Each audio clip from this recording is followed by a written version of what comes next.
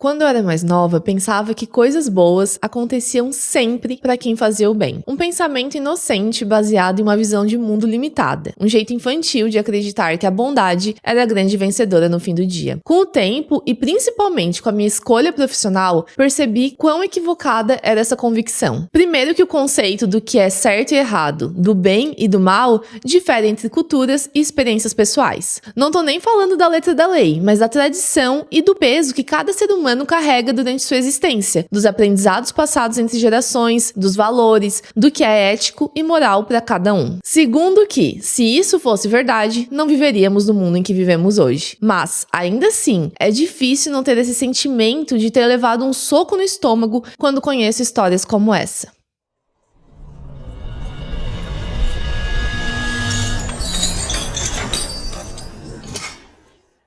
Lois Smart estava correndo de um lado para o outro no dia 4 de junho de 2002. As últimas semanas não foram fáceis e no dia anterior ela havia se despedido do seu pai depois de uma breve batalha contra o câncer, apenas 3 meses após o diagnóstico. Apesar da tristeza que sentia como mãe de 6 filhos, Lois não tinha a opção de apertar o pause e respirar. Naquela noite, Elizabeth, uma de suas filhas, receberia diversos prêmios pelo seu trabalho impecável como estudante na Bryant School e também se apresentaria como arpista durante a cerimônia. Ed Smart, marido e pai das crianças, estava voltando do trabalho quando viu Elizabeth e sua irmã Mary correndo na rua próxima à casa da família. Ele baixou o vidro e perguntou onde elas estavam indo, e Elizabeth disse que estava praticando para entrar no time de atletismo da escola no próximo semestre. Ele riu e seguiu dirigindo. Essa era sua filha. Aos 14 anos de idade, Elizabeth era uma adolescente extremamente focada, estudiosa e obediente. Chegando em casa, Ed percebeu que Lois estava tendo um dia caótico,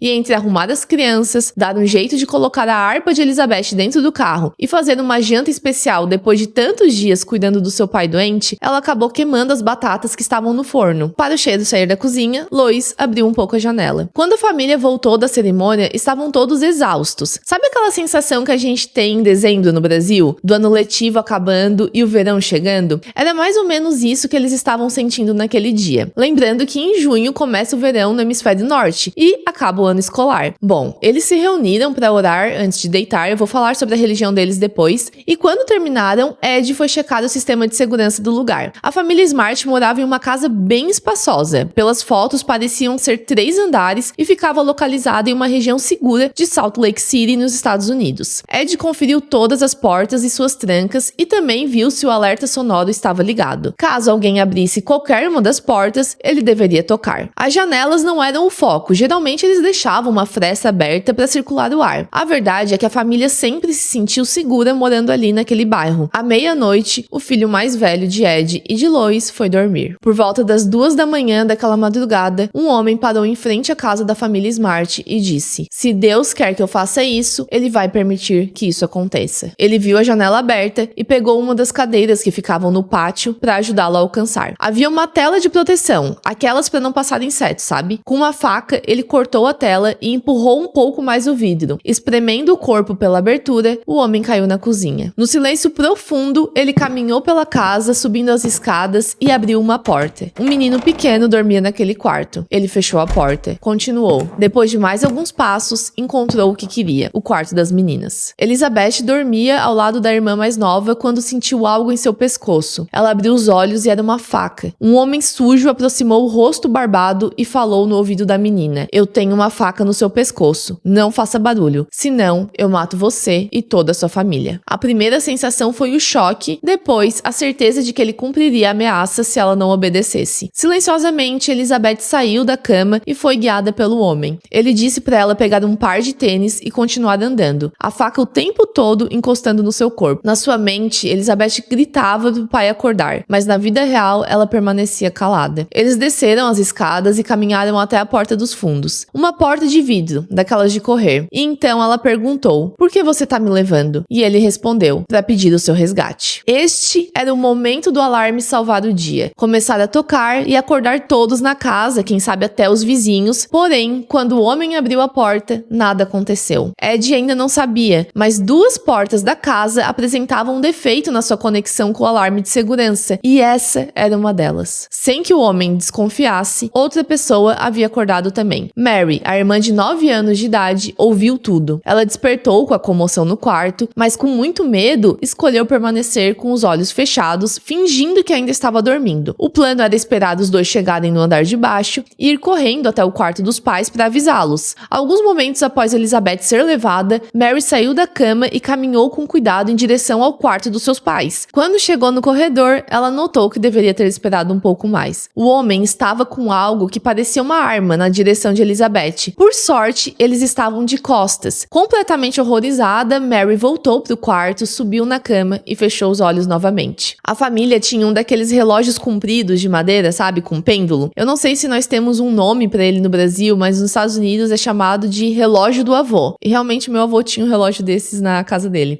Enfim, Mary estava com tanto medo que não conseguia se mexer. Então esperou o relógio tocar. Em um dos livros que eu li, falaram que esse relógio deles tocava a cada 15 minutos. Eles deveriam estar bem acostumados com o barulho, né? Mas Mary usou esse toque para contar o tempo. O problema é que ela estava tão paralisada que demorou a criar coragem de sair da cama de novo. Depois de ouvir o barulho algumas vezes, a menina correu até o quarto dos pais e balançou o braço de Ed gritando: "Ela sumiu! Elizabeth sumiu!" Eram 3h58 da manhã. Ed acordou assustado, pensando que Mary estava tendo um pesadelo. Elizabeth poderia estar dormindo em outro quarto ou no sofá da sala. As irmãs dividiam uma cama e às vezes Mary, a irmã mais nova, se mexia muito durante o sono, o que fazia Elizabeth acordar e procurar outro lugar para dormir. Mas a cada porta que Ed abria, gritando o nome de Elizabeth, o medo e a ansiedade aumentavam. Mary gritava atrás: "Vocês não vão encontrá-la. Um homem a levou. Um homem com uma arma." Às 4h01 da manhã, Ed ligou para o serviço de emergência gritando: "Minha filha desapareceu. Meu Deus, por favor, venham rápido." Atrás, Lois, a mãe de Elizabeth, gritava de desespero enquanto descobria a janela aberta e a tela de proteção cortada. A polícia foi muito rápida, eles chegaram no local praticamente 10 minutos após a ligação, mas o trabalho em si foi mal executado, infelizmente. Esse é mais um daqueles casos em que os erros de investigação custaram muito. O primeiro deles foi não tratar a casa como uma cena de crime. Eles até fitaram, mas permitiram o ir e vir de pessoas. Eu sei que nos filmes nós vemos o local fitado e alguém da família, algum amigo desesperado passando por baixo da fita, falando: "Sou um familiar, sou isso, sou aquilo." Mas a única coisa que pisca na minha cabeça quando eu vejo isso é contaminação. E nesse caso, quando o detetive chegou, foi isso que ele pensou também. Eles tinham uma janela aberta com a tela cortada, uma cozinha em que o sequestrador caminhou, um quarto onde o sequestrador estava,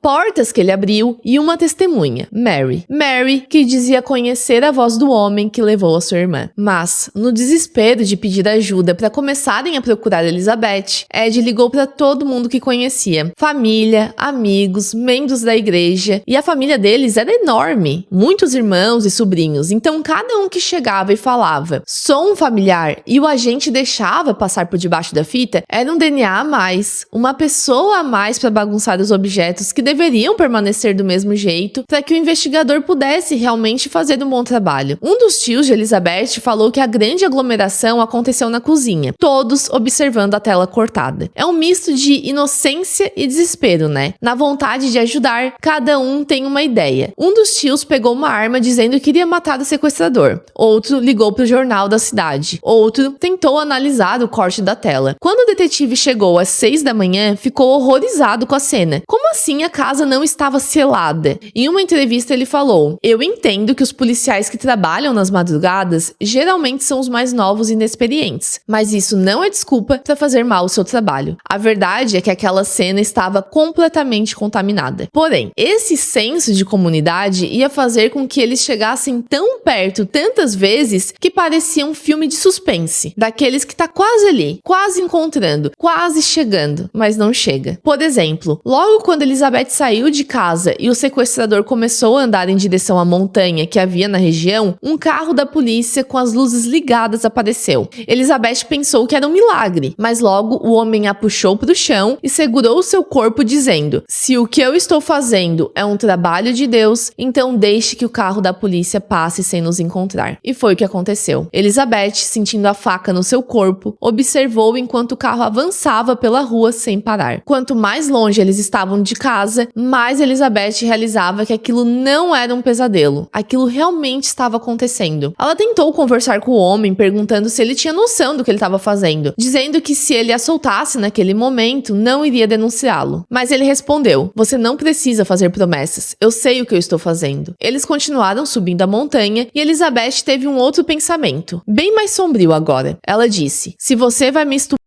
e me matar, por favor, faça aqui." Ela queria que seus pais encontrassem seu corpo. Ela queria que eles soubessem que ela não fugiu de casa. Ela queria que eles não passassem a vida procurando por alguém que não vai voltar. "Continue andando", foi a resposta do homem. Nesse momento, Elizabeth o observou com mais atenção e daí a ficha caiu. 7 meses antes, em novembro de 2001, Elizabeth estava caminhando com sua mãe e irmãos no centro de Salt Lake City. A família Smart era extremamente religiosa, membros fervorosos da Igreja de Jesus Cristo dos Santos dos Últimos Dias, popularmente conhecidos como Mormons. Tenho certeza que muitos de vocês vão reconhecer por esse nome. Em alguns lugares eu vi que eles não curtem mais o termo Mormon, mas em outros lugares vi eles mesmos utilizando o termo. Então eu vou usar pontualmente para não precisar falar Igreja de Jesus Cristo dos Santos dos Últimos Dias. Bom, é uma religião muito forte no estado de Utah, muito, com diversas polêmicas, extremismos e seguidores devotados à doutrina. Mas, apesar do lado polêmico dessa fé, a família também seguia alguns valores muito bonitos, na minha opinião. Eles não costumavam julgar pessoas que estavam em situação de rua, pessoas pedindo dinheiro, pessoas que passavam por algum tipo de dificuldade porque tomaram decisões erradas na vida. Inclusive, faziam questão de ensinar aos filhos: o mundo pode ser muito duro com você. De um dia para o outro, você pode perder tudo. Em um minuto, sua vida pode mudar. Por isso, Ed facilmente contratava quem precisava para trabalhar na casa da família que estava em reforma. Às vezes era só para ajudar mesmo, um trabalho simples de algumas horas, mas que a pessoa sairia com um pagamento e a sensação de estar trabalhando, de estar em movimento para dias melhores. Então, como dizem que o exemplo arrasta, quando um dos irmãos de Elizabeth viu um pedinte naquele novembro, não conseguiu ignorar. Ele perguntou se a mãe poderia ajudá-lo e Lois tirou um dinheiro da bolsa para entregar ao desconhecido. Ela reparou na barba feita e nas roupas limpas, perguntando se ele estava procurando por um trabalho. Quando a resposta foi positiva, passou o telefone do seu marido, Ed. Elizabeth sentiu que o homem a observava e ofereceu um sorriso envergonhado para não parecer rude. Trazer um desconhecido para casa pode ser nobre, mas incontestavelmente perigoso. Por isso, a família tomava cuidado para que os trabalhadores não tivessem acesso às crianças, delegando geralmente algum trabalho no jardim ou na parte de fora da casa. Portanto, foi isso que aconteceu naquele novembro de 2001. O homem se apresentou como Emmanuel e trabalhou com Ed no telhado da casa. Ed desconfiou que esse não era seu verdadeiro nome, mas não o questionou. Foram apenas 4, 5 horas de trabalho. Ao que tudo indicava, essa seria a única vez que Emmanuel estaria na casa e a última vez que ele veria Elizabeth, olhando fixamente para a menina enquanto aguardava o pagamento. O que a família Smart não sabia é que desde aquele primeiro contato, quando Elizabeth estava andando com sua mãe pelas ruas de Salt Lake City, Emmanuel ficou obcecado pela jovem de 14 anos. Mas então, quem era Emmanuel? Ed estava certo. O nome real do homem era outro. Brian David Mitchell, que na época do sequestro tinha 49 anos de idade, vem de uma família mormon, assim como Elizabeth. E essa, provavelmente, é a única coisa em comum entre os dois. Durante a sua infância, Cheryl, o pai de Brian, tinha uma forma estranha de ensinar as lições. Como quando levou o menino de 9 anos de idade até uma localização desconhecida de carro e o largou lá. O objetivo era que Brian aprendesse como voltar para casa sozinho, caso algum dia se perdesse. Claro que considero esse método um pouco extremo, mas a verdade é que desde jovem, Brian já apresentava um comportamento problemático, principalmente quando o assunto era sexualidade. Infelizmente, é difícil de saber o que realmente aconteceu durante a sua infância e adolescência, porque o pai de Brian parece assim diminuir bastante a gravidade das atitudes do filho. Por exemplo, quando ele tinha 16 anos de idade, foi acusado de expor seus órgãos sexuais a uma menina de 8 anos de idade, inclusive pedindo para que ela o tocasse. A menina contou pro pai, que denunciou Brian.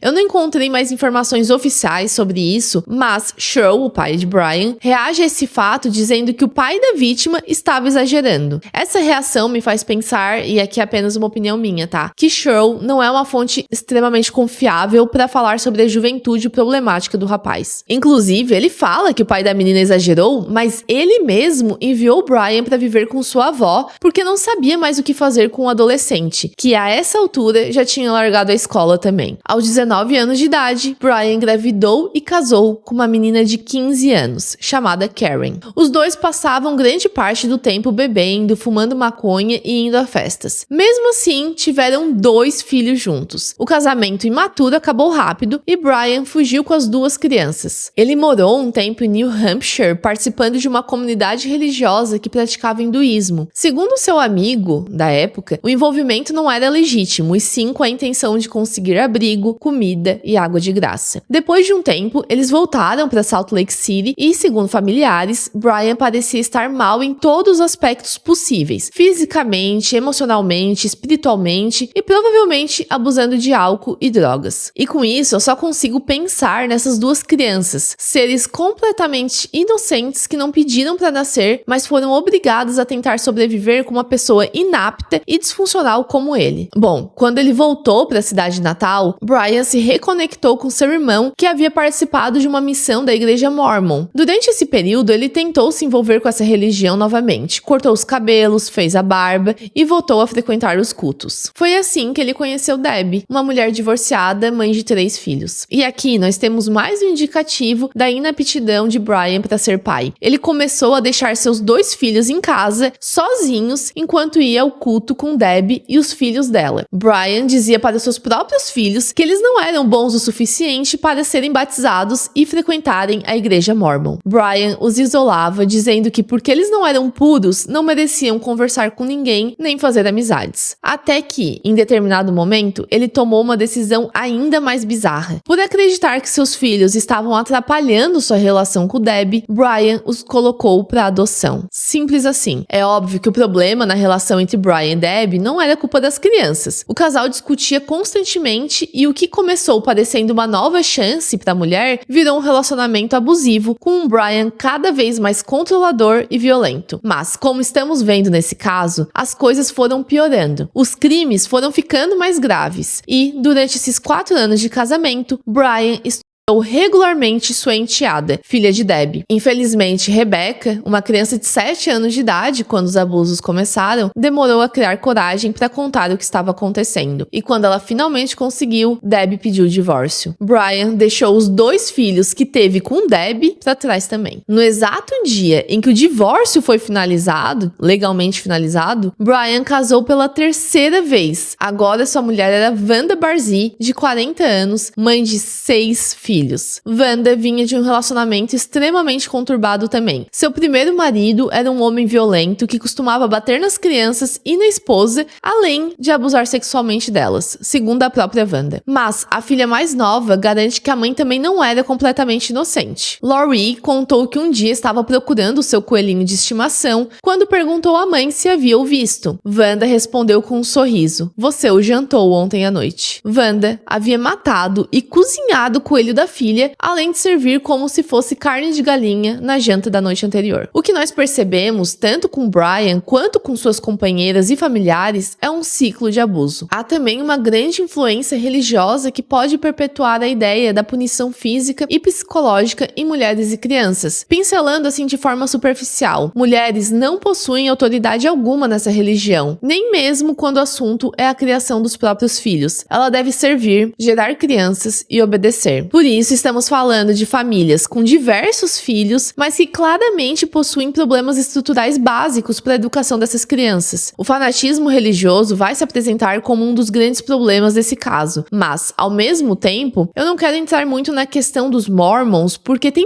muita coisa para falar. Tem muita história, dados oficiais e informações relevantes que precisam de um vídeo exclusivo. Porém, também eu não posso deixar de citar, porque realmente essa é a religião de praticamente todos os envolvidos nessa história. E ela é uma daquelas religiões que se fazem muito presentes no estilo de vida das pessoas. Por exemplo, após Wanda casar com Brian, ela notou que ele estava se comportando cada vez pior. Abusivo, possessivo, com sérios problemas de controle emocional. Mas quando ela pensava se deveria se afastar, lembrava que o bispo da sua igreja abençoou o casamento dizendo que Satã tentaria separá-los de todas as formas possíveis, mas o Senhor daria forças para ela continuar. continuar. Então, ela começou a frequentar os estudos bíblicos e aplicar o que o livro dizia. A esposa deve permanecer em silêncio, sendo submissa e obediente. Infelizmente, no caso dos filhos de Wanda, não tinha pra onde correr. Quando ela se separou do pai deles, que era também um homem da igreja, super autoritário, extremamente agressivo, ela precisou renunciar ao seu poder parental, regras da igreja, do templo Mormon. Alguns dos filhos até tentaram seguir com Wanda pro próximo relacionamento, mas como nós sabemos, a situação com Brian não estava muito melhor e iria piorar, porque agora ele falava com anjos e recebia profecias do próprio Deus. E vocês não vão acreditar no que Deus disse para Brian. Adivinha? Deus havia comandado que Brian, o novo profeta, deveria ter 7 esposas. Claro que as esposas deveriam ser adolescentes virgens. Era o que Deus queria. Nesse ponto, Brian já estava criando a sua própria religião, escrevendo seus mandamentos e entrando naquele estado psicótico, entre aspas, em que vemos muitos líderes religiosos ou aspirantes, que é quando a pessoa alega estar vivenciando revelações espirituais. Às vezes são alucinações provocadas por indutores, como drogas e álcool, às vezes são mentiras em que a pessoa passa a acreditar. Aqui eu não tô incluindo patologias como transtornos mentais. No caso, Brian usava drogas, bebia muito e parecia ter uma forte inclinação a utilizar a religião como forma de manipulação. E nós sabemos que pessoas vulneráveis são alvos fáceis para estes manipuladores. Então Wanda passou a acreditar nessa profecia de Brian ser o enviado de Deus que deveria ter 7 esposas e salvá-las dos perigos do mundo. E é muito interessante ver esses casos de loucura 2, porque sempre temos o mandante, a pessoa que teve a ideia, né? E aquela que acredita. Mas a pessoa que acredita muitas vezes dá forças para o líder continuar pela validação. Por exemplo, Brian fala: devo ter 7 esposas. Se Wanda falasse: tá doido? A história seria diferente? Mas Wanda aplaude e assume esse lugar de submissão e até mesmo de importância por ter sido a primeira escolhida, a primeira esposa. Brian começou a pregar suas convicções religiosas para conhecidos, se tornando o verdadeiro espalha-bolo, aquela pessoa que chega e todo mundo foge. Às vezes ele ia pregar em abrigos para pessoas carentes. Como eu falei, vulneráveis costumam ser o alvo desses líderes religiosos, mas as coisas que ele falava eram tão bizarras que ninguém comprava. Eu li que nessa época Brian e Wanda estavam morando na casa de Irene, mãe de Brian. Só que a situação ficou insustentável. Eles não ajudavam em nada, apenas usavam e sujavam o local, além de ficarem tentando converter a mulher, até que ela chegou ao limite e os expulsou de casa, conseguindo inclusive uma medida protetiva contra o filho. Foi assim que o casal começou a caminhar em direção ao crime. Bom, agora vamos voltar para a noite do sequestro. Quando Elizabeth reconheceu Brian como Emmanuel, o pedinte que seus pais haviam ajudado, ela ficou confusa. No mundo perfeito, não fazia sentido algum alguém que você estendeu a mão te apunhalar pelas costas. Ela questionou: por que você tá fazendo isso? Meus pais apenas estavam tentando te ajudar. Meus pais nunca te machucaram. E ele respondeu: você é minha refém e saberá o que precisa saber quando chegarmos onde estamos indo. A questão é que não havia nada que Elizabeth pudesse argumentar naquele momento. Brian estava disposto a fazer isso. Ele havia planejado, havia rezado e inclusive perguntado a Deus se era o que deveria fazer. Cada vez que ele falava: se Deus permitir que eu consiga fazer tal coisa, é porque essa é a vontade dele, e Brian conseguia fazer essa tal coisa, era uma afirmação na cabeça dele de que ele realmente estava em contato com um ser superior que apoiava suas atitudes. Eles continuaram subindo a montanha até chegar em algo que parecia um acampamento. Brian, que se intitulava por Emmanuel, gritou pelo nome de Helfsba. Eu não sei se é exatamente assim que se fala, tá? Que era o nome religioso de Wanda, e ela apareceu. A princípio, a menina pensou que Brian poderia estar levando Elizabeth porque Wanda queria uma filha, mas quando ela olhou para a mulher no meio da floresta, soube que não era o caso. Enquanto Brian estava com uma roupa toda preta, provavelmente para se misturar com a escuridão da noite, Wanda estava com uma túnica de linho branco e cabelos soltos. Sem muita explicação, a mulher pegou a menina pelo braço e a puxou para dentro da tenda. Empurrou Elizabeth até ela sentar em um banco e mandou a menina pôr seus pés dentro do balde com água quente. Enquanto Wanda lavava seus pés, Elizabeth notou que a mulher tentava aparentar calma, tentava fazer aquilo parecer um ritual. Elizabeth não sabia, mas na religião criada por Brian, aquele seria o dia do seu casamento, o dia em que Elizabeth se tornaria oficialmente a segunda esposa de Emmanuel. Após lavar os pés, Wanda disse para Elizabeth tirar o seu pijama para que ela pudesse lavar o seu corpo. Obviamente, Elizabeth negou. Assustada e extremamente envergonhada, a menina assegurou que estava limpa, que havia tomado banho antes de deitar. Wanda então gritou para Brian. Ela disse que tomou banho ontem à noite, pode ser? Tipo, tá bom pra você? E ele respondeu que sim. Mesmo assim, Elizabeth precisava tirar do pijama para colocar a túnica branca igual a de Wanda, mas ela continuava negando, chorando para que a mulher a deixasse em paz. É claro que não havia opção para a menina. Acima de tudo, essas duas pessoas eram criminosas, eram seus sequestradores, e o poder estava na mão deles, principalmente na mão de Brian. Após vestir a túnica branca, Brian entrou na tenda e falou algumas palavras do seu sermão, como se estivesse selando o destino de Elizabeth ao dele naquele momento, na presença de Deus e seus anjos. Foi pra cima da menina. Ela gritava e chorava, enquanto implorava para que o homem, mais velho do que seu pai, não fizesse isso. Brian a ameaçou, dizendo que se ela gritasse mais uma vez, iria pôr uma fita na sua boca. Aos 14 anos, Elizabeth, que não havia nem menstruado ainda, teve sua virgindade roubada no chão de uma barraca em uma cena repugnante. Essa seria a primeira vez de muitas. Durante o período em que foi refém de Brian e Wanda, Elizabeth foi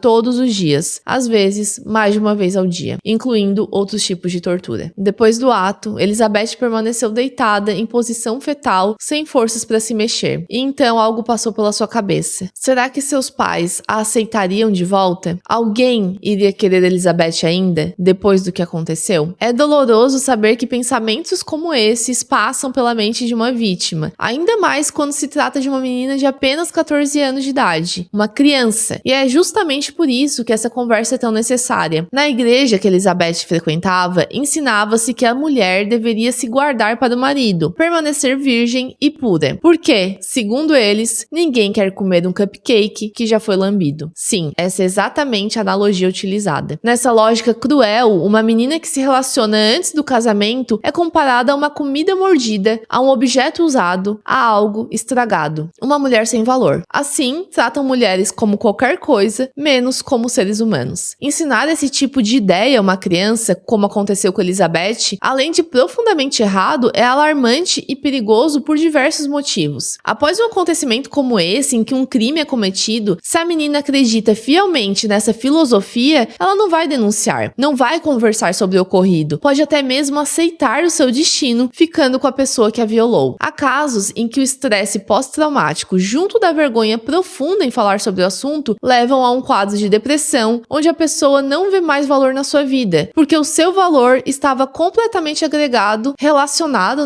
a algo que ela perdeu. Não há como negar que, independente da sua religião, esse é um ciclo que deve ser interrompido. Não há nada de nobre em objetificar alguém e reduzi-la a uma crença que só beneficia um tipo bem específico de pessoa. Esse pensamento não é incomum entre vítimas de abuso sexual e geralmente vem acompanhado de uma sensação de culpa. O que eu fiz de errado? Foi a minha roupa? A forma que eu falei? O que eu deveria ter feito para evitar? Todos esses medos e dúvidas são resultado de anos e mais anos de uma sociedade feita para inocentar quem cometeu o crime. Por isso, após ser sequestrada e estuprada, Elizabeth pensou: será que meus pais me aceitariam de volta? Ela sentia que agora era algo quebrado. Mesmo assim, a dor do que ela havia vivido a fez ter certeza que ela precisava fugir, mas não seria fácil. Brian prendeu um dos tornozelos de Elizabeth em um cabo de aço. Além disso, ele mudou seu nome. Disse que não poderia mais se chamar Elizabeth. Portanto, ela seria... Eu vou botar o nome na tela, gente. Eu não faço ideia de como fala esse nome, tá? Mas depois, Elizabeth pediu para que fosse chamada de Esther, um nome bíblico. Essa estratégia de trocar o nome da vítima que está em cárcere privado já se mostrou muito efetiva e extremamente perigosa. Principalmente quando é uma criança, alguém mais novo. Eu já trouxe um caso aqui em que a menina, depois de alguns anos sem falar do próprio nome, nem ser chamada por ele, não conseguia mais relacionar aquele nome à pessoa que ela havia se tornado. É muito bizarro, mas é o tipo de coisa que só quem passa sabe como é. O máximo que a gente pode fazer é ter empatia, respeitar a história contada, mas torcer para que a gente nunca entenda realmente o que aconteceu. aconteceu. Durante os primeiros dias, Elizabeth não sentiu fome nem sede, só dor e medo. Ela tentava manter sua mente funcionando, pensando na sua família, na voz da sua mãe, como eram as paredes da sua casa, os tapetes, sua cama, quão preocupada sua mãe deveria estar, o quanto ela a amava, mas a realidade era brutalmente diferente. O casal parecia não ter onde morar, já que eles continuaram naquele acampamento. Sentada em um balde, Wanda estava cortando algumas verduras enquanto Brian pregava sobre sua religião, dizendo que ele e Elizabeth seriam como Adão e Eva, andando pelados pela floresta. Ele disse que queria fazer coisas diferentes com ela. Então, a menina teria que assistir à demonstração que Brian e Wanda fariam. Assim, completamente sem palavras. E foi isso que eles fizeram. No dia seguinte, Elizabeth foi obrigada a ver e fazer coisas que ela nunca pensou que aconteceriam na sua vida. Foi uma verdadeira tortura. Quanto mais ela tentava se defender, mais ele a ameaçava e a xingava, dizendo que ela se achava melhor que os outros, mas não, ela era igual a qualquer prostituta na rua. Elizabeth também entendeu rapidamente que tudo tinha uma justificativa no livro dele. Então, todos os atos reprováveis, como o uso de drogas, álcool, pornografia, além do próprio crime que ele estava cometendo ali, tinha um porquê no grande esquema de Deus. Claro, tudo isso dentro da religião que ele criou, que aí fica fácil, né? Até que no terceiro dia, Elizabeth escutou algo. Os três estavam sentados, Elizabeth no balde, observando o cabo de aço, pensando o que poderia fazer para fugir, enquanto Brian e Wanda falavam sem parar. Mas o que ela ouviu foi suficiente para deixar o grupo em silêncio profundo. Seu coração começou a bater como se estivesse na garganta e seus ouvidos tentaram isolar todos os barulhos para escutar alguém chamando seu nome. Brian regalou os olhos. A voz parecia estar longe pela delicadeza do som, mas perto o suficiente para que fosse escutada. Alguém gritava, Elizabeth, entre as árvores. E agora era um momento decisivo. Paralisada, Elizabeth observava Brian se mexendo lentamente em sua direção. Quando seu rosto estava a centímetros de distância, ele falou, eu tô com a minha faca aqui. Um pio e você sabe o que eu vou fazer. Frustrada, Elizabeth permaneceu calada, mas devia ter algo no olhar dela, porque mesmo em silêncio, Brian ameaçou de novo. Se ele encontrar nosso acampamento, se ele chegar perto, eu vou esfaqueá-lo. E eles não estavam imaginando. Realmente, havia uma grande busca acontecendo, com centenas de voluntários gritando por Elizabeth. E um deles estava ali, mas infelizmente, depois de um tempo, o som foi perdendo a força e logo o silêncio tomou conta novamente. Brian respirou aliviado, enquanto a menina fantasiava que de alguma forma eles haviam visto o acampamento e voltariam para buscá-la. Gente, eles estavam apenas a 5 quilômetros da casa dos pais de Elizabeth. O problema é que era uma montanha, uma floresta cheia de árvores e subidas, o que dificultava a visão. Por isso, no próximo dia, as buscas contavam com um helicóptero. Elizabeth olhou para o céu quando ouviu as lâminas cortando o ar e sentiu a vibração balançando as árvores. Dessa vez, o desespero falou mais alto. Ela começou a pular e balançar os braços enquanto gritava, eu tô aqui, eu tô aqui. Brian veio correndo e a puxou para dentro da tenda. Elizabeth pensou, agora é uma questão de tempo. Mesmo que eles não tenham me visto, com certeza viram um acampamento. O pesadelo acabou, mas os minutos passaram e o som do helicóptero também. Aos poucos ele foi embora, como se ainda estivesse procurando. Elizabeth pensou, não querendo admitir que tinha perdido mais uma chance. Talvez eles voltem a pé, com um grupo de policiais para me resgatar. Minutos viraram horas e nada. Brian disse, isso é um sinal de Deus. Deus realmente quer que eu faça isso. O calor e a escassez de água começaram a mexer com Elizabeth. Ela foi de uma menina que tinha tudo para alguém que estava há dias sem tomar banho, dormindo no meio da floresta e tomando apenas alguns goles de água por dia durante um verão quente. Às vezes nem isso, porque Brian ficava com preguiça de ir buscar água e eles passavam o dia inteiro sem tomar nada. Elizabeth começou a pedir para que Brian a deixasse ajudar. Ele costumava encher os galões em um rio próximo do acampamento e ela estava desesperada para sair dali. Não exatamente para tentar fugir, mas porque precisava se mexer e queria conquistar a confiança dele. Ela percebeu que não seria fácil simplesmente sair correndo, sem conhecer a floresta, sendo 2 contra 1.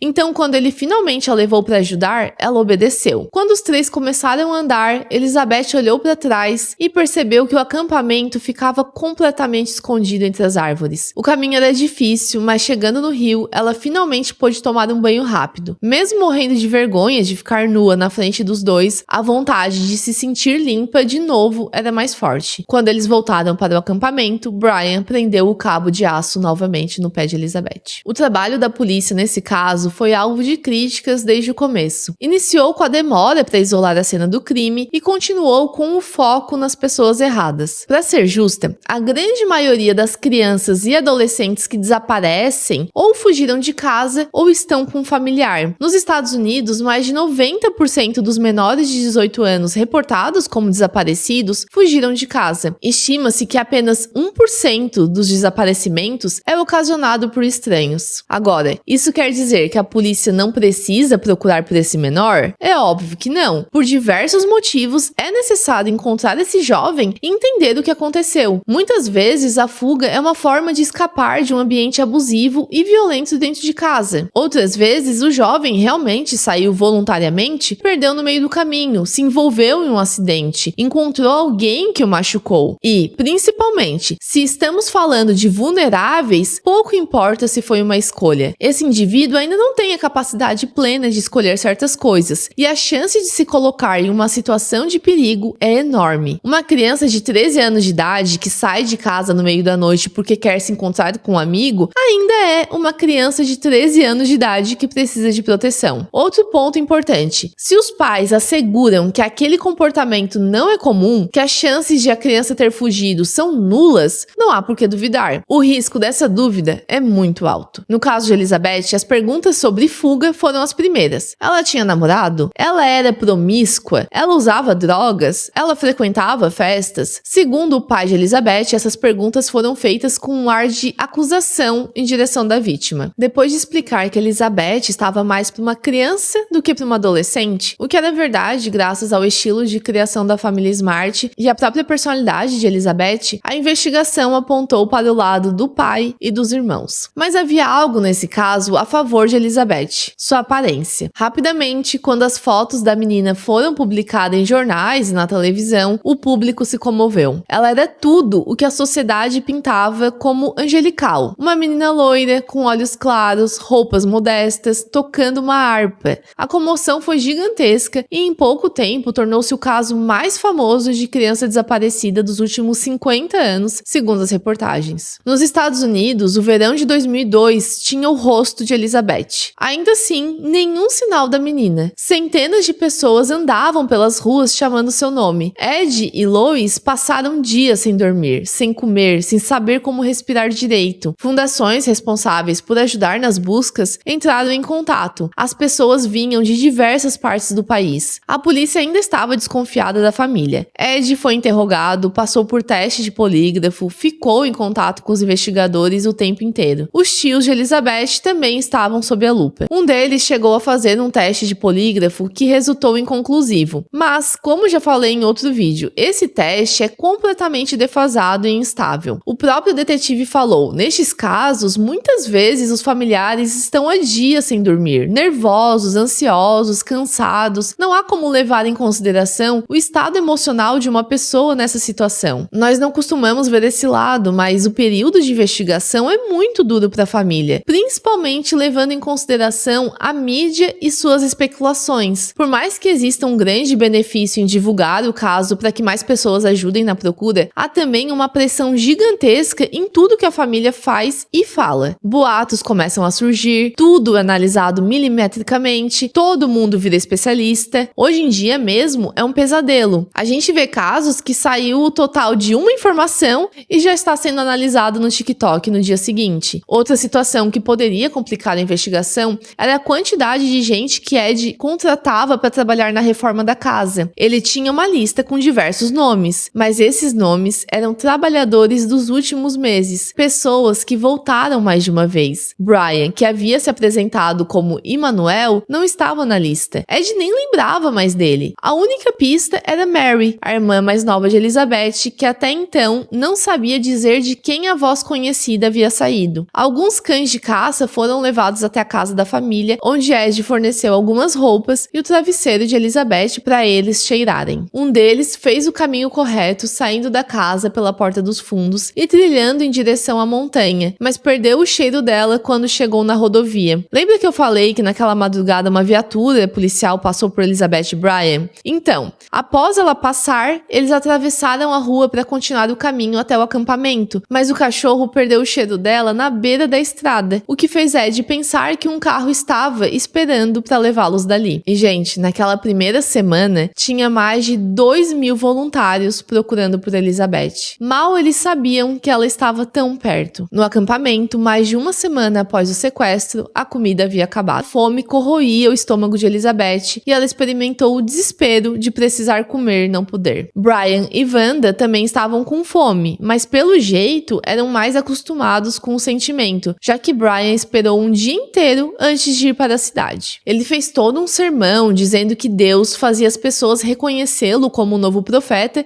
e por isso elas davam dinheiro para que ele pudesse comprar alimento e bebida. Elizabeth não se importava mais com o sermão, ela precisava comer. Quando Brian voltou carregando 2 sacolas, aparentava estar contente consigo, orgulhoso por ser um provedor para sua pequena família de 2 esposas. A menina olhava com esperança para ele, mas antes, Elizabeth teria que fazer mais uma coisa que não queria. Ele abriu uma garrafa de vinho e disse que ela só poderia comer após beber um copo. Para ela, isso era muito grave. Mormons não podem consumir bebida alcoólica. É uma regra inegociável, e Brian sabia disso. Essa era mais uma forma de mostrar controle sobre sua refém. Ela se recusou, disse que não tomaria, mas ele deixou claro que isso significava que ela não comeria também. Com o estômago doendo de fome, ela bebeu. Depois do primeiro copo, ele obrigou. Mais um. Ela tomou. Para uma menina que nunca havia bebido, sem comer há quase 2 dias, foi o suficiente. Elizabeth comeu enquanto sentia a sensação de tontura chegar até que ela não conseguia mais manter os olhos abertos e perdeu a consciência. Ela acordou com Brian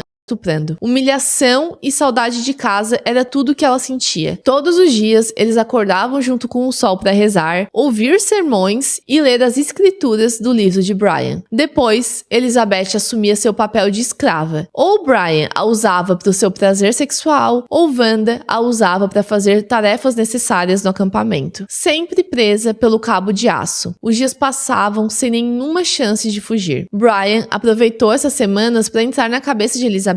Todos os dias ele a ameaçava. Se você tentar algo, eu te mato. E Wanda dizia, ele mata mesmo. Se você fugir, eu mato sua família. E Wanda dizia, ele mata mesmo. A manipulação era constante e Elizabeth não duvidava das ameaças, porque ela pensava, alguém que pode estuprar, pode matar também. Depois de 1 mês desde o sequestro, Brian começou a ir para a cidade com mais frequência. Ele voltava com várias garrafas, tudo quanto é tipo de bebida alcoólica, vodka, rum, gin, uísque, e obrigava Elizabeth a beber. Às vezes voltava com drogas e a obrigava a usar também. Depois de abusar dela, ele sempre dizia, você é sortuda. De todas as meninas que poderiam ter sido escolhidas, Deus escolheu você para ser minha esposa. E ele não parava de falar. Era o dia inteiro. Brian e Wanda falavam o dia inteiro. Às vezes eles brigavam, às vezes falavam coisas sem sentido, às vezes sobre o grande plano de Deus. E Deus havia comandado novamente. Era hora de Brian salvar sua 3ª esposa do mundo. A escolhida era ninguém menos que uma prima de Elizabeth, Olivia, a prima que tinha mais ou menos a mesma idade e era uma de suas melhores amigas. No dia 24 de julho de 2002, 1 mês e 20 dias após o sequestro de Elizabeth, Brian descia a montanha em direção à casa de Olivia. Exatamente no mesmo modus operandi, ele andou ao redor da casa procurando uma porta ou janela aberta. E por incrível que pareça, achou. Uma das janelas estava com uma frestinha aberta. Ele pegou uma cadeira do pátio, subiu, cortou a tela de proteção com a faca e abriu mais a janela. Brian esperou uns segundos em silêncio, ouvindo os sons da casa. Nada. Então, ele botou o braço para puxar a cortina para o lado e entrar, mas tinha algo ali. Um objeto de decoração caiu no chão e quebrou. Com o barulho, alguém acordou. Brian ouviu os passos enquanto a luz acendia. Ele pulou da cadeira e começou a correr o mais rápido que conseguia. Foi assim que chegou à conclusão de que Olivia não era escolhida por Deus. Brian não sabia, mas a janela que ele tentou abrir estava localizada no quarto de Jessica, irmã mais velha de Olivia. O barulho do porta-retrato caindo no chão fez com que Jessica acordasse assustada. Ela olhou para a janela e viu algo se mexendo. Então, começou a gritar. Imagina o susto. Steve, o seu pai, veio correndo e viu o corte na tela da janela. Era 3:10 da madrugada quando ele ligou para o serviço de emergência e anunciou: alguém tentou entrar na minha casa do mesmo jeito que entrou na casa de Elizabeth Smart. A polícia colheu as digitais, analisou o corte na janela, a cadeira, mas, por fim, disse que deveria ter sido uma brincadeira de mau gosto. Muitas vezes, quando certos crimes ganham grande repercussão na mídia, adolescentes acabam tentando replicar para pôr medo na comunidade. Eu nunca poderia entender o que leva alguém a fazer esse tipo de coisa, mas acontece. Assim como trotes para serviços de emergência e falsas confissões. Só que essa teoria era falha. Poucas pessoas sabiam do uso da cadeira e do parentesco entre a família Wright e a família Smart. A verdade é que, mais uma vez, os policiais responsáveis não levaram a situação a sério e foi preciso que Ed, pai de Elizabeth, entrasse em contato com o agente do FBI que conhecia o caso da sua filha. Mesmo assim, a investigação ficou inativa porque não havia prova suficiente para continuar procurando pelo invasor. Hoje em dia, provavelmente seria possível encontrar pelo menos uma câmera de segurança que teria capturado Brian andando pela vizinhança na madrugada, mas em 2002, pelo jeito, não havia muito o que fazer. Contudo, não era só isso. A polícia estava completamente focada em um outro homem, Richard Rich, um dos trabalhadores que Ed Smart havia contratado meses antes do desaparecimento de Elizabeth. Lembra que eu falei para vocês que Ed contratava diversas pessoas para trabalhos braçais? Algumas vezes como forma de ajudar, como foi o caso de Brian, outras vezes porque realmente precisava. Richard foi um desses trabalhadores. O nome dele apareceu na lista que Ed ofereceu aos policiais lá nos primeiros dias de investigação. E é claro que uma das primeiras coisas que as autoridades fizeram foi conferir se essas pessoas citadas tinham algum antecedente criminal. E Richard tinha. Richard Rich estava em liberdade condicional porque tinha condenações anteriores por crimes contra o patrimônio, principalmente furtos e arrombamentos. Antes de 2002, ele já havia passado pelo sistema prisional e, para continuar em liberdade, precisava cumprir regras específicas, como manter endereço fixo, não cometer novos crimes e se apresentar às autoridades quando exigido. É claro que isso gerou desconfiança e ele virou o suspeito número 1. E, para piorar, Ed não sabia do histórico criminal de Richard. Então a situação ficou ainda mais complicada, já que ele havia mentido durante os meses que trabalhou na reforma da casa, quebrando a confiança de Ed. Mas as coisas iriam piorar. A polícia realizou uma busca no trailer de Rich e encontrou objetos furtados da casa da família Smart, como joias que Lois havia sentido falta. É claro que Ed ficou extremamente chateado. Richard trabalhou por meses ali, conheceu a família, os filhos, sabia tudo sobre a planta do local, as portas e janelas, o que funcionava ou não. Ed chegou a emprestar um carro para que ele não precisasse pegar o ônibus e caminhar até a residência, além de indicar o seu serviço para diversos amigos e vizinhos. Richard admitiu os furtos e é claro que isso era uma violação dos termos da liberdade condicional, o que levou à sua prisão. Mas ele deixou claro que esses furtos não estavam relacionados ao sequestro, embora tenham reforçado a suspeita inicial sobre ele. Durante seu interrogatório, Richard negou qualquer envolvimento com o desaparecimento de Elizabeth, alegando que seus crimes sempre foram patrimoniais. Mas os investigadores estavam com dificuldade de acreditar em alguém com aquele histórico. E eu até entendo as autoridades nesse ponto. Olhando assim por cima, os fatores circunstanciais prejudicavam bastante a defesa de Richard. Não pelo furto em si, mas por conhecer muito bem o local, ter contato com a família, ter mentido para alguém que o ajudava. No entanto, por outro lado, não havia nenhuma prova substancial que o ligasse ao desaparecimento da menina. Se ele havia sequestrado Elizabeth, onde ela estava? Viva ou morta, ela precisava estar em algum lugar. E esse link entre os dois, seja por meio de sangue, roupa, DNA, não havia sido encontrado. Bom, após essa tentativa falha de sequestrar Olivia, Brian voltou para o acampamento anunciando que Deus, na verdade, não a escolheu. E Elizabeth respirou aliviada. O que ela vivia com seus predadores era um pesadelo que não desejava a ninguém, muito menos aos seus amigos e familiares. Nos últimos 2 meses, vivendo como refém, Elizabeth entendeu que para sobreviver, precisava conquistar a confiança do casal. Wanda era mais difícil. Ela parecia sentir ciúme de Elizabeth. Em diversas discussões, dizia ao marido que ele a preferia porque era jovem e bonita. Gente, não é jovem, né? Não é tipo assim, ela é mais jovem do que eu.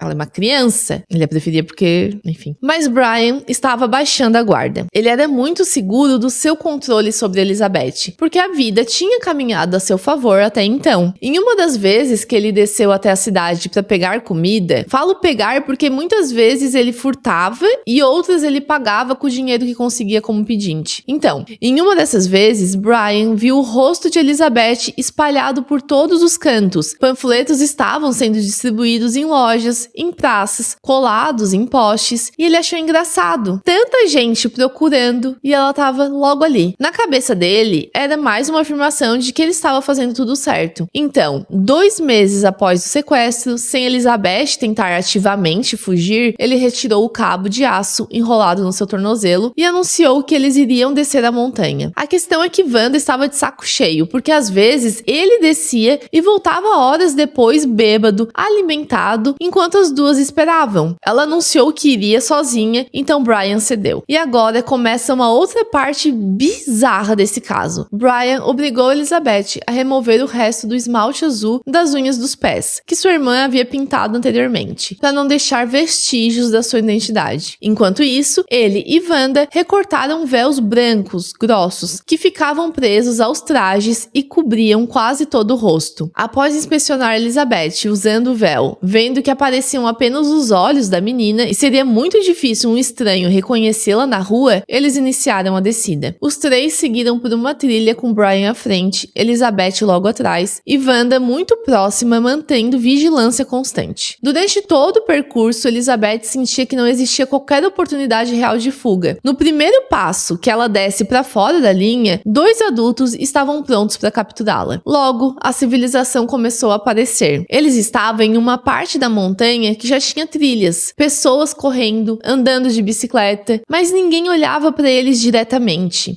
A visão daquele grupo não era comum. 2 adultos e uma menina, todos vestidos com túnicas brancas. O homem com uma touca branca, as mulheres com véus que cobriam os cabelos e parte do rosto. Pareciam de uma outra religião. E provavelmente as pessoas não queriam encarar, porque pareceria rude. É o tipo de coisa que você talvez apenas olhe de canto de olho, sabe? E isso nunca seria suficiente para reconhecer Elizabeth, não naquelas roupas. Quando eles chegaram no ponto de ônibus, Brian avisou mais uma vez: lembre-se que se você fizer qualquer coisa, eu vou te matar e matar toda a sua família. Sua mãe, seu pai, seus irmãos. E assim, Elizabeth, procurada por toda a cidade, caminhava por ruas, parques e mercados. Lugares em que ela esteve antes com a sua família. Em um dos mercados que eles foram, o caixa convidou Brian para uma festa que aconteceria naquela noite. Era algo mais underground. Salt Lake City é uma cidade tomada por Mormons, praticamente considerada a capital dessa religião, mas também tinha um contraponto, a cena alternativa, que abraçava todas as outras pessoas que não se encaixavam. E pasmem, eles foram na festa, e tem uma foto de Elizabeth na festa. Quem tá só escutando pode ver a foto na tela agora. É quase inacreditável. Mas então, nessa festa, como eu falei, o negócio era bem underground. Muita gente bebendo, usando droga, dançando, vivendo a sua própria vida. O grupo de Brian chamava atenção pelas vestimentas, mas ao mesmo tempo, o pessoal que estava ali não julgava. Eles costumavam ser julgados. Cabelos coloridos, tatuagens, piercings. Só que Brian começou a chamar a atenção por um outro motivo. Ele simplesmente iniciou uma pregação no meio da festa, enquanto bebia e usava drogas. E as coisas que ele falava começaram a incomodar. Todo mundo notava a hipocrisia da situação, chamando todos ali de pecadores, enquanto ele mesmo cometia o pecado, naquele exato momento. Isso porque o pessoal não sabia que aquela menina de branco era Elizabeth Smart. Logo, criou-se uma animosidade no ambiente e aos poucos eles começaram a vaiar Brian e mandá-lo embora da festa. Nesse momento, eu penso que o preconceito ensinado a Elizabeth pela religião a prejudicou demais. Ela estava com tanto medo das pessoas que estavam na festa quanto do seu próprio predador. Para ela, eram todos estranhos, desviados do caminho de Deus. Não teve coragem, por exemplo, de chamar uma moça de canto e pedir ajuda, porque ela não se sentia segura naquele ambiente também. Enfim, após serem expulsos, Elizabeth estava bêbada, assim como todas as vezes que Brian bebia. Ele sempre a obrigava a tomar copos e mais copos, já que era mais fácil de controlar alguém que não consegue apresentar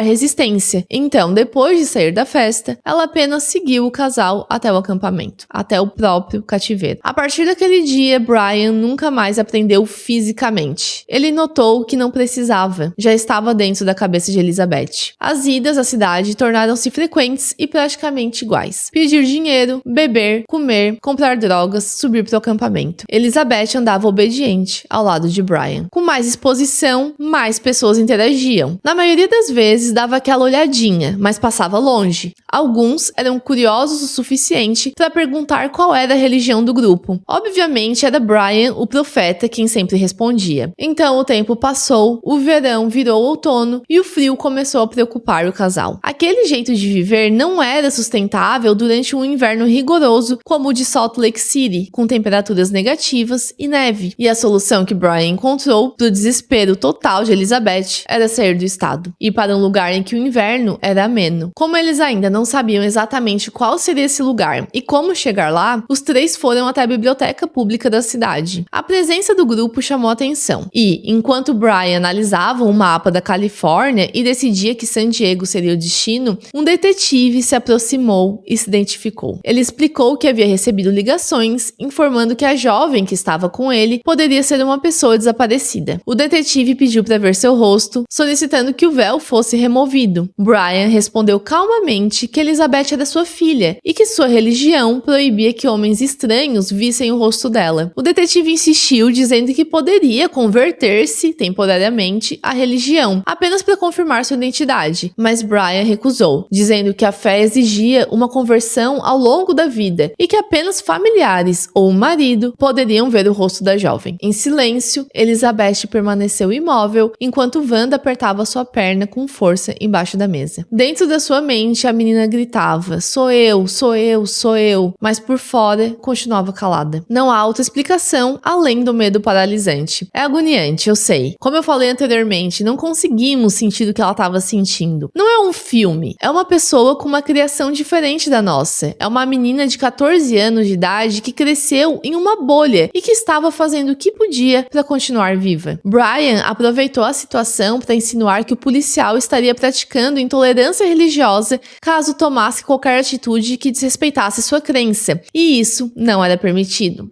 Ainda argumentou que, se sua filha fosse a menina desaparecida, por que ela não havia falado nada ainda? Após cerca de 15 minutos de conversa, sem conseguir provas ou uma reação direta de Elizabeth, o detetive desistiu e foi embora. Em abordagens policiais, onde há uma investigação criminal legítima, a autoridade pode sim solicitar a retirada do véu para verificar a identidade. Nesse contexto específico, existia justa causa. Ele estava à procura de uma jovem desaparecida, vítima de um crime, com uma investigação em andamento e uma suspeita bem ali, à sua frente. A própria negação e argumentação de Brian de forma tão assertiva, tão defensiva, poderia ser um indicativo. Eles poderiam ir até um espaço reservado, o policial faria a identificação e pronto. Mas, infelizmente, não foi o que aconteceu. Elizabeth observou o homem ir embora, sem olhar para trás, enquanto a mão de Wanda ainda apertava sua perna embaixo da mesa. Brian ficou extasiado com mais uma vitória. Ele falou: "Esse véu foi tudo que precisei para esconder minha Esther." Ele riu, sacudindo o véu e dizendo: "Eu sou tão inteligente. Eu disse ao policial que apenas o seu marido poderia ver o seu rosto. Mas o mais engraçado é que foi o seu marido quem disse isso a ele. Eu fiquei frente a frente com um detetive de homicídios. Ele é treinado para identificar mentiras e enganos. E mesmo assim, acreditou em tudo que eu disse. Ele olhou nos meus olhos e eu o convenci que você não era Elizabeth Smart." Mas Brian também não era bobo. Apesar do orgulho que sentiu de si, anunciou que Elizabeth só sairia do acampamento novamente quando chegasse a hora de ir para a Califórnia. E a hora chegou. Em setembro, os três pegaram um ônibus saindo de Salt Lake City até o condado de San Diego, no estado da Califórnia. Sempre vestindo a túnica branca e o véu cobrindo seu rosto, Elizabeth se afastava cada vez mais de uma realidade onde poderia ser reconhecida. Nessa nova etapa, os níveis de abuso e negligência de Brian alcançariam um outro patamar, e a menina conheceria a fome e a sede de verdade. Em Lakeside, a cidade escolhida por Brian, os três armaram as barracas praticamente em meio ao deserto. Wanda parecia cada vez mais cansada dessa vida na qual era obrigada a passar o tempo todo com Elizabeth, olhando para o nada, sem comida ou bebida fresca, enquanto Brian ia para o centro da cidade beber até voltar cambaleando para o acampamento. Ali, ele permitia que Elizabeth saísse apenas uma vez na semana. Isso significava que Wanda sairia apenas uma vez na semana. Além disso, é claro que a conta não fechava. Eles não trabalhavam, não havia dinheiro suficiente para alimentar 3 bocas. E Brian sempre foi um homem extremamente egoísta, então os períodos de fome e sede eram longos. Nesses meses, mais do que nunca, Elizabeth temia a morte. Depois de tudo que passou, ela morreria de sede? Mas aí, ele chegava com água e comida e o ciclo se repetia. Nos dias em que Elizabeth ia até a cidade, ela observava uma vida que parecia mais distante do que nunca. Crianças saindo do colégio, casais apaixonados de mãos dadas, mães e filhas, tudo que ela já teve ou queria ter um dia. Pensamentos depressivos assombravam sua mente, mas ela tentava permanecer forte, porque apesar de tudo, ainda acreditava em Deus e ainda tinha fé que um dia conseguiria escapar. E assim, 4 meses após o sequestro, lá em Salt Lake City, Mary lembrou. 12 de outubro de 2002, a irmã de Elizabeth, que havia completado 10 anos, estava sozinha no seu quarto lendo. Ela folheava as páginas do Guinness Book, o livro dos recordes, quando a foto de um homem musculoso chamou sua atenção. É estranho, porque Brian estava longe de ser musculoso, ele era muito magro, mas algo naquele homem da foto a fez lembrar de Emmanuel, o pedinte que trabalhou na casa dos seus pais apenas por algumas horas no ano anterior. Mary esperou seus pais chegarem em casa para contar que havia lembrado de quem era a voz que escutou naquela noite. Quando ela disse que era de Emmanuel, Ed respondeu: "Quem?"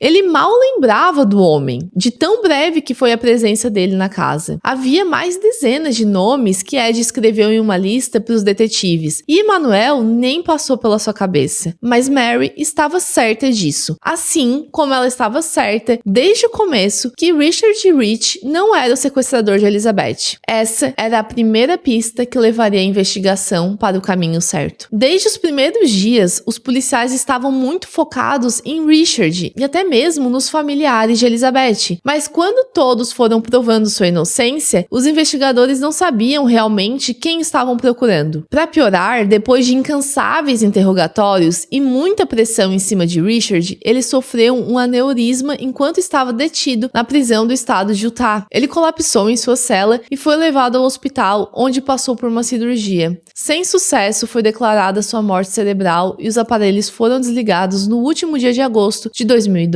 A opinião do público é que a polícia não agiu de forma profissional, usando todas as armas e energia em alguém que eles mesmos não conseguiam provar que estava envolvido no caso, ignorando, inclusive, a palavra da única testemunha do crime. Muitos acreditam que a perseguição constante levou Richard a um colapso nervoso, causando a hemorragia cerebral. Agora, em outubro, Mary estava sendo entrevistada mais uma vez. Ela já havia prestado depoimento algumas vezes, relatando detalhadamente tudo o que viu e principalmente o que ouviu naquela madrugada. Mas dessa vez ela tinha um nome. O problema é que a polícia continuava cética quanto a esse personagem Emmanuel. O investigador responsável ainda acreditava que o culpado era o agora falecido Richard Rich. E essa é uma situação muito triste para a família que ainda estava à procura da menina desaparecida. Se Richard era o culpado, onde estava Elizabeth? Para os investigadores, ela estava morta. Mas é claro que Ed não estava disposto a aceitar essa teoria tão facilmente. Ele acreditava na versão de Mary e continuou pedindo para que a investigação continuasse em direção a Emmanuel, lembrando que esse era um nome falso, o que dificultava ainda mais a procura pelo verdadeiro Brian David Mitchell. Sabendo que ele frequentava o centro de Salt Lake City, principalmente as proximidades do Templo de Jesus Cristo dos últimos dias, a polícia entrou em contato com o templo, já que eles tinham um centro de segurança. Eles perguntaram por Emmanuel e, por incrível que pareça, o responsável no templo voltou com algumas fotos de Brian. Pelo que eu li, Emmanuel era um nome bem conhecido por ali, já que estava o tempo todo ou pregando contra a igreja Mormon ou pedindo dinheiro. Mas aí tinha um outro problema. Ninguém da família reconheceu o homem das fotos, porque quando Brian trabalhou na casa de Ed, ele estava com a barba feita, com o cabelo cortado, com roupas limpas, e nas fotos do tal Emmanuel, era um cara barbudo, com os cabelos compridos e uma túnica branca. Não parecia a mesma pessoa. Claro que se eles tivessem convivido mais tempo com Brian, talvez poderiam reconhecer, mas não foi o caso. Então, eles trabalharam com um artista para produzir o retrato falado do Emmanuel que lembravam.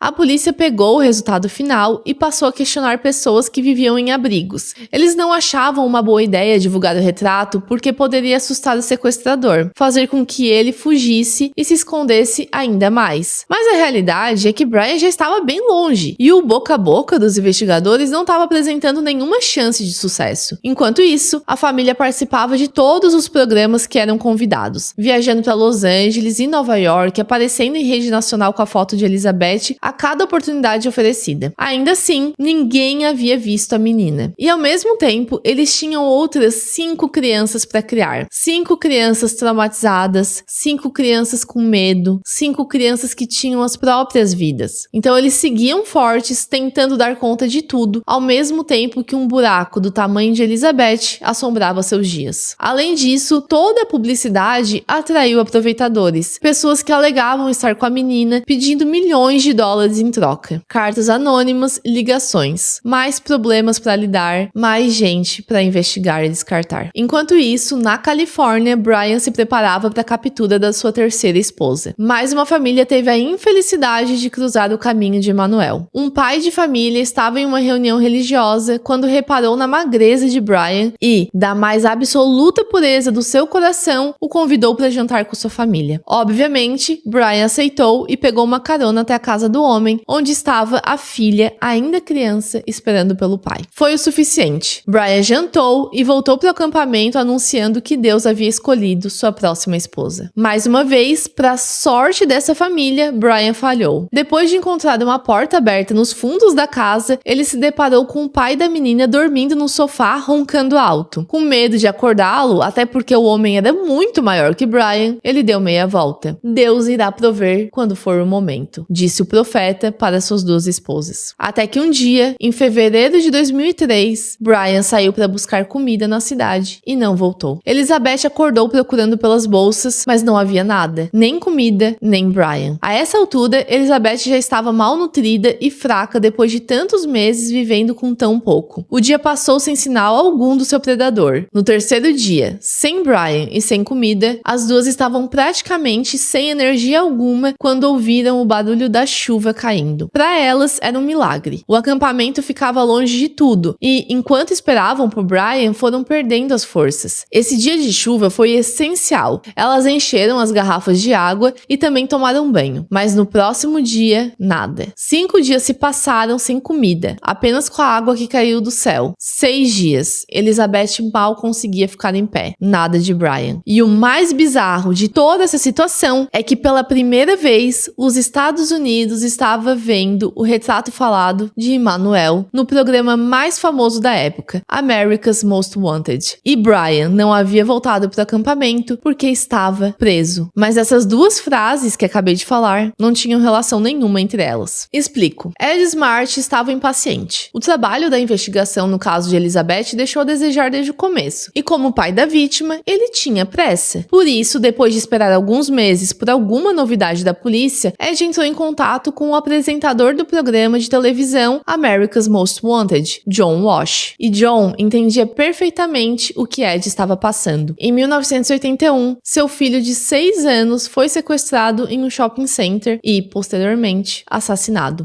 A história dele é muito triste também. Talvez eu faça um vídeo sobre, porque foi um dos casos mais marcantes do país, com várias consequências históricas. Então, John recebeu o retrato falado fornecido por Ed e o televisionou como o rosto de Emmanuel. Enquanto isso estava passando na TV, Brian dormia em uma cela na delegacia de San Diego, após ser flagrado completamente bêbado e drogado dentro de uma igreja. Ele havia quebrado a janela para entrar, por isso a polícia achou estranho e foi averiguar, encontrando o homem praticamente inconsciente no chão do local. Como ele não tinha condição alguma de conversar naquele momento, os agentes levaram Brian para uma cela onde ele poderia passar a noite. No dia seguinte, ele forneceu um nome falso e começou a contar histórias sobre o seu problema com um vício em drogas e que ele estava limpo há 20 anos, mas na noite anterior foi surpreendido por uma recaída. Enfim, ele passou mais uns dias detido e no fim foi solto apenas com um sermão. Essa situação foi um sinal de alerta para Elizabeth. Eles precisavam voltar para Utah. A vida na Califórnia parecia muito mais difícil. E se elas quase morreram de sede e calor no inverno, como seria no verão? Elizabeth, com sua fé inabalável, também tinha dificuldade de quebrar as regras impostas por sua religião. Uma mulher nunca deveria mentir ou manipular. Mas, depois de de conversar com Deus e pedir perdão, ela começou o processo de convencimento de Brian. Um dia, ela sentou com o casal e começou a contar que estava com um sentimento estranho, de que eles precisavam voltar para Salt Lake City. Ela se rebaixou, dizendo que Deus não a responderia. Ela era apenas mais uma discípula, mas sabia que Emmanuel, o profeta, praticamente o melhor amigo de Deus, conseguiria uma resposta. Brian parecia satisfeito vendo o reconhecimento na sua segunda esposa, massageando seu ego, né? Ele anunciou que iria conversar com Deus, e quando voltou, disse que o Senhor realmente havia mandado os sinais para que o grupo retornasse a Salt Lake City. Em Salt Lake City, as autoridades receberam uma ligação logo após o programa de televisão mostrar o retrato falado de Emmanuel. Do outro lado da linha, a mulher disse: "O nome real deste homem é Brian David Mitchell. Ele é meu irmão." Era a primeira vez durante toda a investigação, desde o primeiro encontro de Ed com Brian, que ele escutava seu nome verdadeiro. Com isso, eles conseguiram várias fotos reais do novo suspeito. Quando os programas de televisão começaram a mostrar as fotos, os filhos de Wanda entraram em contato confirmando a identidade de Brian e também da sua esposa, Wanda Barzee. Debbie, a segunda esposa de Brian, também entrou em contato com a polícia e forneceu ainda mais informações sobre quem realmente era aquele homem, relatando o abuso sexual que sua filha sofreu. Além das fotos, o contato com os familiares foi importante para conhecer a personalidade dessas pessoas que possivelmente haviam sequestrado Elizabeth. E tinha mais. Os próprios moradores de Salt Lake City começaram a ligar para a polícia, relatando os encontros com o indivíduo das fotos. As esperanças da família Smart foram completamente renovadas quando as pessoas começaram a dizer: "Peraí, eu vi esse cara acompanhado de duas mulheres cobertas com um véu branco andando pelas ruas da cidade." Elizabeth ainda não sabia, mas essa manipulação para que eles retornassem a Salt Lake City foi a cartada final da história. Depois de 9 meses usando a mesma túnica branca todos os dias, Elizabeth tinha um novo disfarce: peruca de cabelos grisalhos, óculos escuros, calça jeans e camiseta. Foi assim que eles iniciaram o caminho de volta para casa. Praticamente sem dinheiro, o grupo contou com as caronas oferecidas, além de algumas boas horas caminhando debaixo do sol. Mas eles chegaram. No momento em que pisaram no estado de Utah, Brian já parecia completamente arrependido. Nervoso, olhando de um lado para o outro o tempo inteiro, o grupo embarcou em um ônibus. E um dos passageiros parecia bem curioso quanto ao disfarce de Elizabeth. O moço começou a questionar Brian sobre isso. Era algo relacionado à sua religião? Por que uma menina estava com uma peruca grisalha? Obviamente, o profeta, em estado de alerta, não queria pregar naquele momento.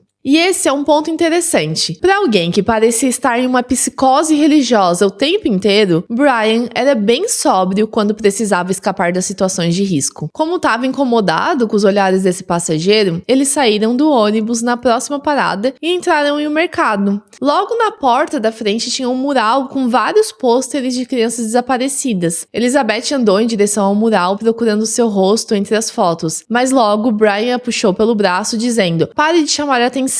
Você não está nesse mural. Ninguém mais lembra de você e ninguém está te procurando." E ele não poderia estar mais equivocado. Nesse exato momento, o serviço de emergência dessa cidadezinha em que o ônibus havia parado, perto de Salt Lake City, recebeu 2 chamados seguidos de pessoas diferentes. "Acho que vimos Emmanuel, o homem que estão procurando pelo sequestro de Elizabeth Smart." A operadora do serviço de emergência entrou em contato com o carro de patrulha que estava perto do local relatado pelas testemunhas e os policiais avistaram um grupo estranho: Brian, Wanda e uma moça de peruca e óculos escuros. "Senhor, eu preciso falar com você", foi o que o agente gritou enquanto Brian continuava andando e ignorando o policial. Essa não é a melhor reação quando você é abordado pelas autoridades. Os policiais começaram a gritar para ele parar e um deles olhou para Elizabeth e perguntou: "Qual o seu nome?" Se você viu meus últimos 2 episódios de Trancafiados, que é essa série que faço sobre casos de cárcere privado, vai saber que a pergunta "qual é o seu nome?" quase nunca é respondida de primeira pela vítima. Principalmente quando se trata de vítimas capturadas quando ainda são menores de idade. É um mecanismo de defesa desenvolvido durante o tempo de cárcere, quando falar o próprio nome ou se identificar é estritamente proibido e qualquer coisa parecida com isso resulta em castigo. Ameaças de morte, ameaças contra familiares e pessoas amadas. Outra coisa, a vítima vítima precisa ser tratada com paciência. Durante o tempo com o seu predador, muito provavelmente ele entrou na cabeça dela e a convenceu de que ninguém a quer. Ninguém nunca acreditaria na sua história. Esse tipo de coisa. Quando os policiais abordaram Elizabeth, eles estavam nervosos, pressionando a menina a dizer um nome que a gente, aqui nesse vídeo, tá falando o tempo inteiro, mas que ela não ouvia ninguém dizer há 9 meses. Todas as perguntas que o policial fazia a ela, Brian respondia, como sempre acontecia. O que iria garantir a Elizabeth que essa não seria mais uma das vezes que Brian conseguiria o que queria, já que ele sempre ganhava no final. Pelo menos essa era a visão da menina. E aqui eu não fiquei falando sobre os estupros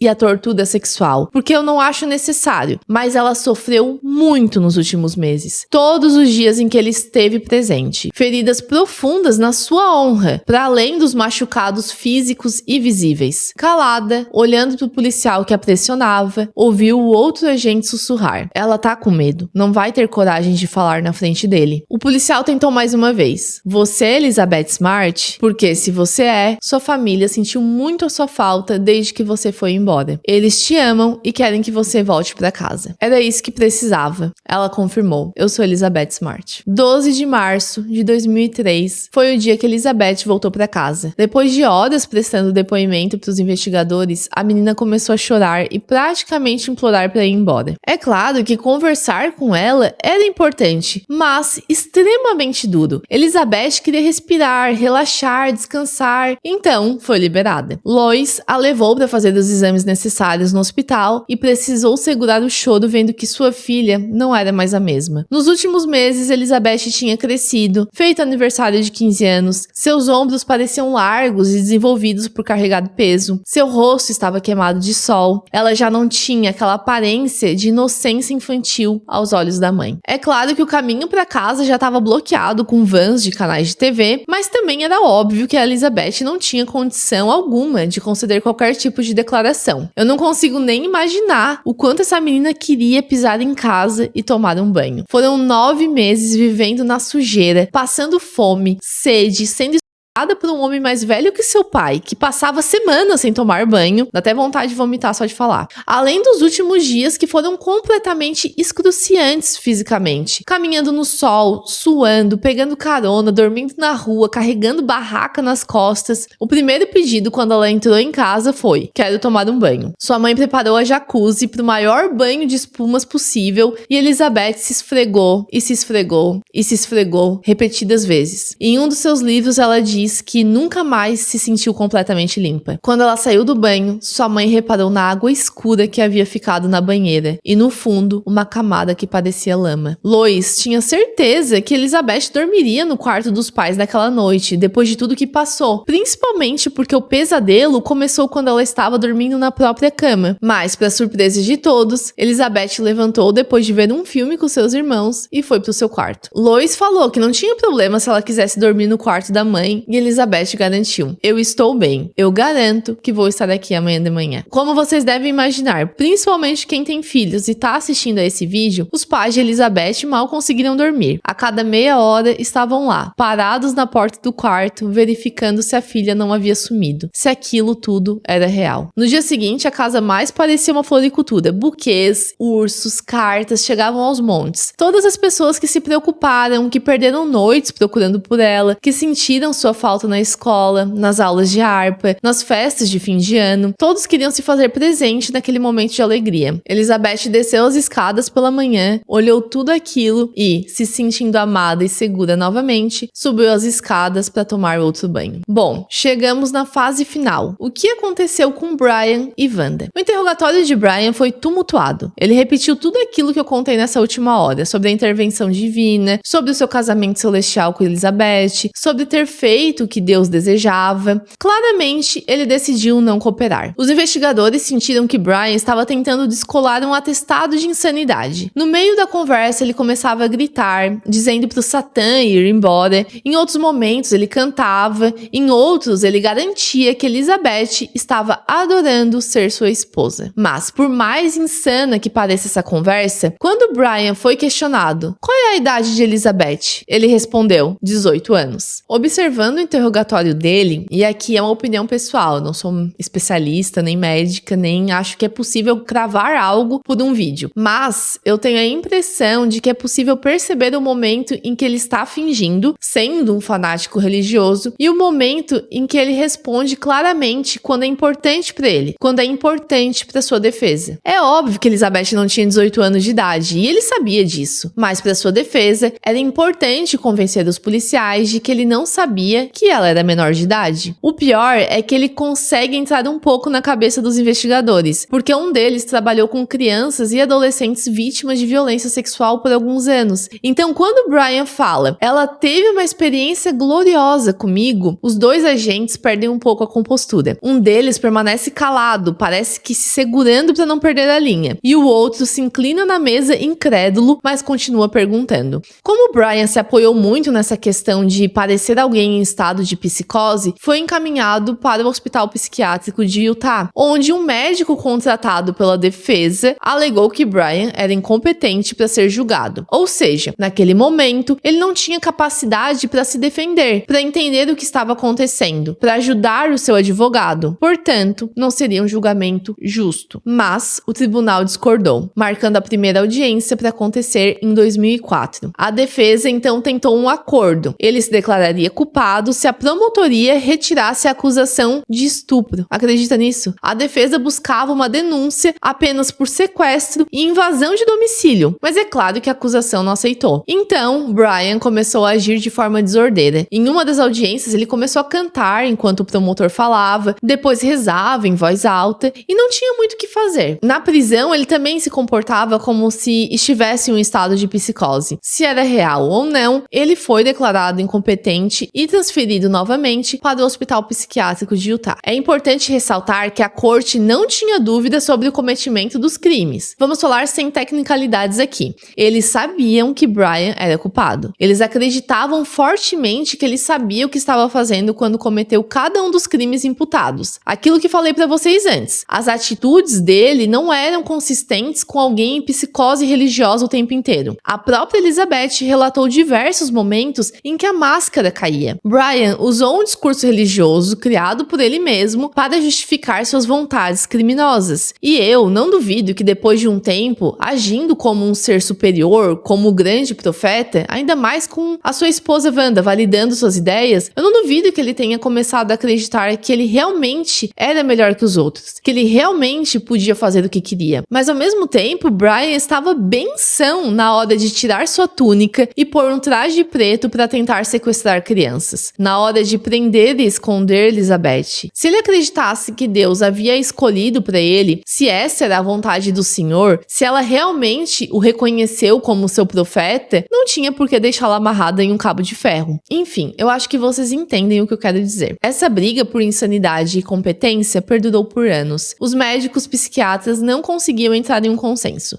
Alguns afirmavam que Brian poderia realmente alegar insanidade, que Brian acreditava completamente em tudo que falava sobre ser um profeta enviado de Deus, sugerindo uma psicose crônica ou um transtorno delirante religioso. Outros discordavam e diziam que ele poderia estar em estado de confusão naquele momento, mas não era insano e sabia o que estava fazendo durante o cometimento dos crimes. Aquilo que a gente sempre fala, a capacidade de distinguir o certo do errado, se está cometendo um crime ou não. Um transtorno mental nem sempre te torna incapaz de ser julgado. Até que a promotoria disse, ok, vocês alegam que ele está em um estado de confusão mental e não tem competência para ser julgado no momento. Então, vamos tratá-lo. Internação compulsória. Aí foi outra briga. Medicação forçada não é brincadeira. Precisa de muito respaldo antes de permitir algo assim. O tribunal não autorizou e Brian recusou o tratamento voluntário. A discussão continuou com a competência do tribunal também. Qual seria o tribunal competente para julgá-lo? E a promotoria conseguiu empurrar para a Justiça Federal depois de anos em que o processo ficou paralisado. Quando chegou na Justiça Federal, a história foi diferente. Depois de novas avaliações, Brian foi considerado competente. O juiz federal também não era a favor de medicação forçada, mas considerou que o acusado respondia às perguntas de forma lógica quando queria, entendia o processo, sabia quem era o seu advogado, quem era o promotor, ou seja, compreendia o que estava acontecendo e quais eram as denúncias e como se defender. Essa discussão durou de 2003 a 2010, causando revolta revolta na população pelo sofrimento prolongado de Elizabeth e sua família no aguardo pela justiça. Durante o julgamento, Brian continuou com o mesmo comportamento, um pouco mais contido, mas ainda assim não demonstrava arrependimento. Dizia que era um profeta sim e que foi tudo ordenado por Deus e por toda essa questão religiosa. Até que finalmente, em dezembro de 2010, Brian David Mitchell foi condenado à prisão perpétua sem possibilidade de liberdade condicional pelos crimes de, agora um lembrete que são crimes da justiça americana, tá? Sequestro federal de menor e transporte de menor de idade com finalidade sexual. Esses crimes mais graves abrangem o cárcere prolongado, os estupros, o abuso psicológico, as ameaças, a invasão a domicílio. Elizabeth testemunhou no julgamento, respondendo às alegações da defesa de que ela poderia ter fugido ou pedido ajuda em diversos momentos, mas não o fez, dando a entender que ela não estava com Brian contra sua vontade. Ela disse que acreditava completamente nas ameaças de morte feitas por Brian, tanto a ela quanto a sua família. Ela estava sob coerção constante, além das tentativas de doutrinação praticadas pelos adultos. Elizabeth contou como foi ensinada a negar o próprio nome e o terror psicológico que sofreu. O depoimento de Elizabeth, contando sobre as atitudes de Brian no dia a dia, foi uma peça determinante na hora de rejeitar a alegação de insanidade feita pela defesa. Já Wanda Barzee foi um pouco mais tranquila nessa questão. Ela aceitou um acordo oferecido pela acusação, no qual admitia a culpa pelo crime de sequestro federal e conspiração. Portanto, não foi necessário julgamento federal com júri, como aconteceu no caso de Brian. Mas ela continuou alegando que fez tudo isso porque acreditava na profecia de Brian, a profecia do seu marido. A sua pena foi de 15 anos, com possibilidade de liberdade condicional. Wanda cumpriu 12 anos antes de ser posta em liberdade condicional em 2018. Em maio do ano passado, 2025, ela foi detida novamente por violar as condições de sua libertação como agressora sexual registrada. Segundo as informações que encontrei, ela não está mais detida, mas aguarda o andamento do processo sobre essas violações da sua liberdade condicional. Já Elizabeth e sua família tornaram-se bem vocais sobre o ocorrido. Após seu resgate, Elizabeth retomou os estudos e se formou em música com foco em harpa pela Universidade de Brigham Young. Hoje em dia é ativista com especialidade em segurança infantil e apoio a sobreviventes de violência sexual e sequestro. Ela tem sua própria fundação, lançou livros e encontrou o amor. Hoje é casada e mãe de 3 filhos. Bom, esse foi o caso de hoje. Bem-vindos de volta ao canal. Feliz 2026 e vejo vocês na próxima. Tchau!